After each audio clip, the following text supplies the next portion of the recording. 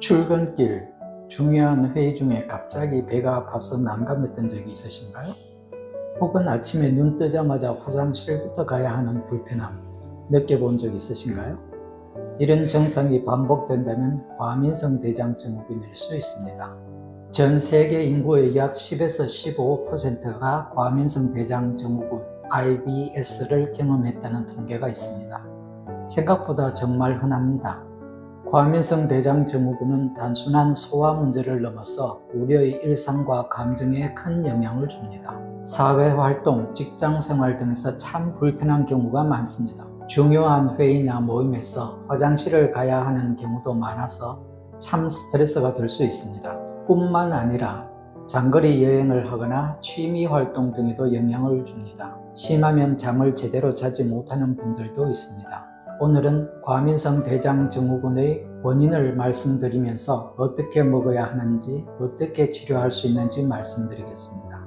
과민성 대장증후군 IBS는 매우 복잡한 질환이고 그 원인도 다양합니다. 사실 아직까지 완벽한 원인 자체는 밝혀지지 않았지만 현재까지 연구된 바로는 스트레스, 장내 미생물의 불균형, 식습관, 호르몬 변화 등이 주요 원인이라고 보고 있습니다. 첫 번째, 스트레스. 과민성 대장증후군의 증상을 유발하는 가장 큰 원인 중 하나는 스트레스입니다. 아마 가장 많이 알고 계시는 원인일 것 같습니다. 우리의 장과 뇌는 긴밀하게 연결되어 있으며 이 연결을 장뇌축이라고 합니다. 스트레스를 받으면 뇌에서 신경신호가 장으로 전달됩니다. 그래서 장의 운동성과 분비 활동이 변하게 됩니다. 이로 인해 복통, 설사, 변비 등의 증상이 나타날 수 있습니다.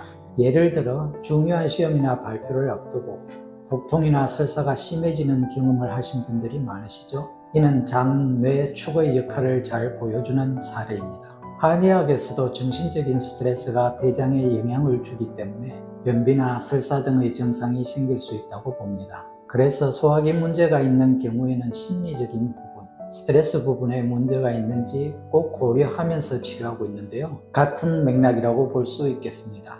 스트레스는 완전히 피할 수 없지만 적절하게 관리하면 IBS 증상을 완화하는 데 큰 도움이 됩니다. 스트레스 관리법에는 다양한 방법들이 있으며 개인의 성향에 따라 맞춤형 접근이 필요합니다. 명상, 요가, 규칙적인 운동은 스트레스를 줄이고 몸과 마음을 안정시키는 데 효과적입니다. 또한 심호흡 운동이나 근육 이완 기법 등은 즉각적으로 스트레스를 완화하는 데 도움이 됩니다. 장내에는 수많은 미생물이 존재하며 이들은 소화와 면역 기능에 중요한 역할을 합니다. 그러나 미생물의 불균형이 깨질 경우 장의 기능에 문제가 발생해 과민성 대장증후군 증상이 나타날 수 있습니다. 최근 연구에 따르면 IBS 환자들은 건강한 사람들에 비해 특정 미생물이 과다하거나 부족한 경향을 보인다고 합니다. 특정 음식이 과민성 대장증후군을 촉발할 수 있습니다.